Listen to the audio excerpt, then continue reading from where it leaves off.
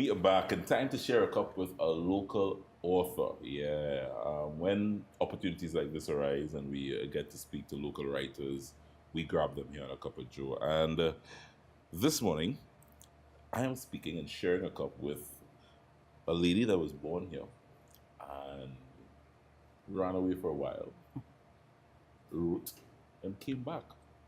Nathalie Taghaboni. I think I got that right. You did. You did. Excellent. Local author. Welcome. Thank you very much for being here. It's a pleasure to be here with you. So, as I said, when we get the opportunity to showcase local authors, I think we do it once the opportunity arises. So when we heard that you did a trilogy, right? We said, wow. I mean, yeah, we got to have Nathalie. Thank you. Let me quickly, guys, break it down. The very first part of the trilogy was called Across from La Perouse. The second installation of the book was called Sanimanity.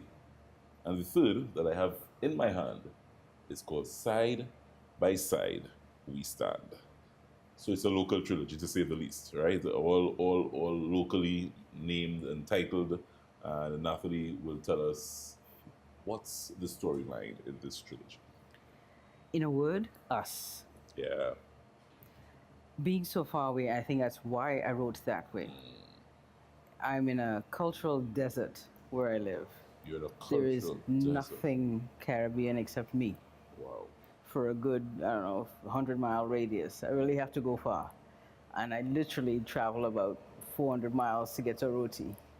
So when I started writing, it was my balm, it was my medicine, if you will, to bring back the memories that I left behind, to find myself again in the middle of the snowbank.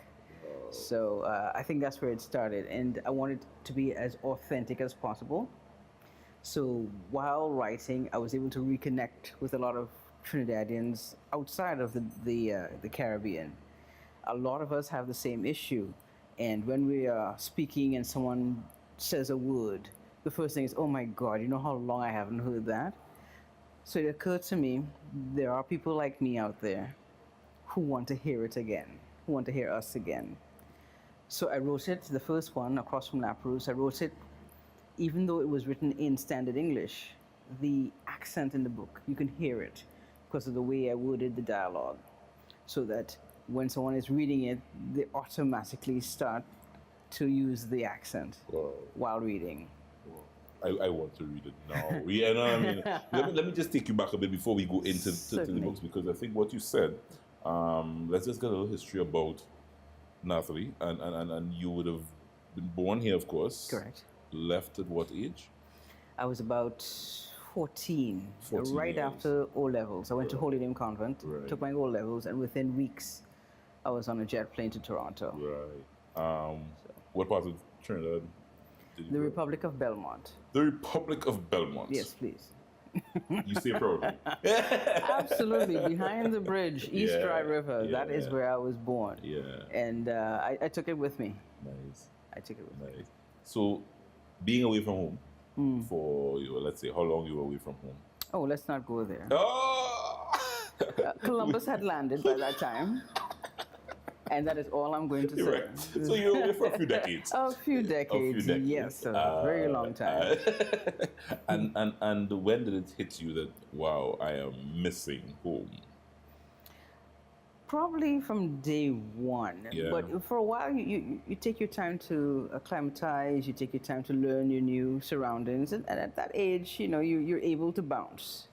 Yeah, you're a teenager. It's all new, and I spent a lot of time in other ethnicities and other groups and cultural groups, and everybody's enjoying what they have to offer to the world. The Asian groups, the East Indian, the Far East, and so on. And I realized that my Caribbean heritage was just as rich, and just perhaps even more colorful. That I decided I was going to bring that into the groups that I was part of. And I learned, I think, to be even more proudly Trinidadian outside of Trinidad. Yeah. Nathalie, I mean, you tend to hear stories where people move on, locals move on, and they lose their identity. That did not happen to you. I Or did regained it it. start happening and then you pulled it back? When I left at that tender age, you're not quite sure who you are. Yeah, And yes, I was starting to become Canadian. The accent was going away. The food was going away. Mind you, my grandmother was in the house at the time, so I still had my pillow and so on. But you were exploring your new surroundings, and it's a huge surrounding.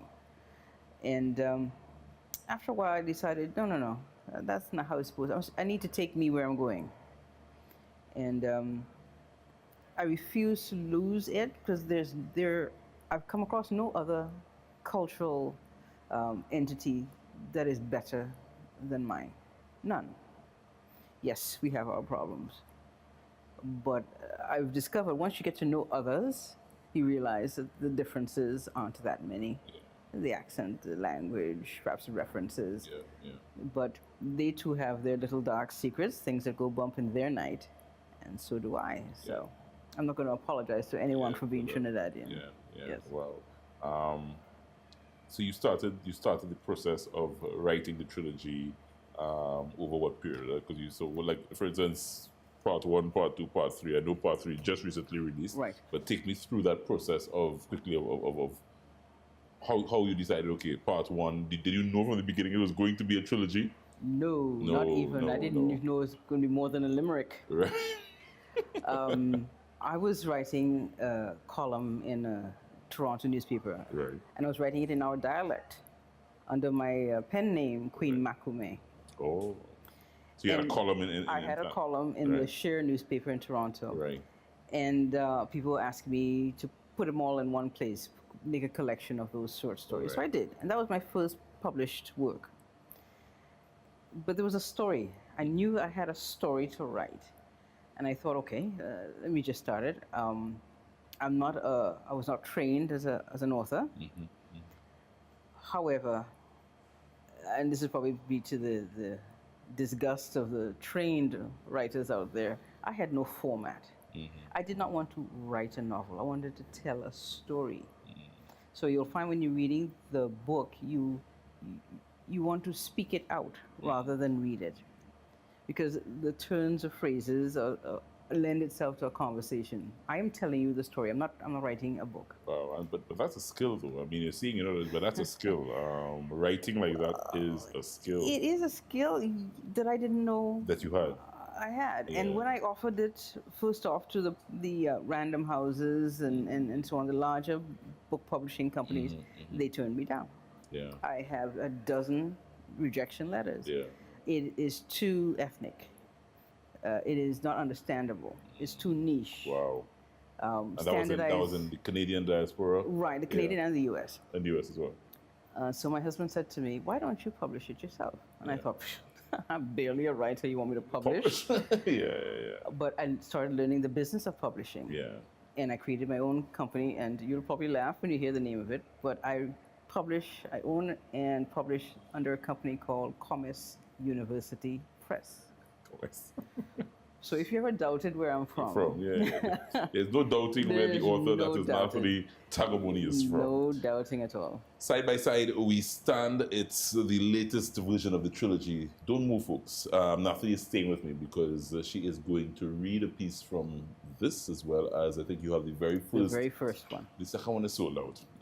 So it's going quickly. We're coming back, and Nathalie is going to read a piece from both books for us, just for us to get an idea of what sort of language is used and why you should go out and ensure that you get a trilogy done by a local author right here in TNT. Come on right back, folks. Cup of Joe continues up to this.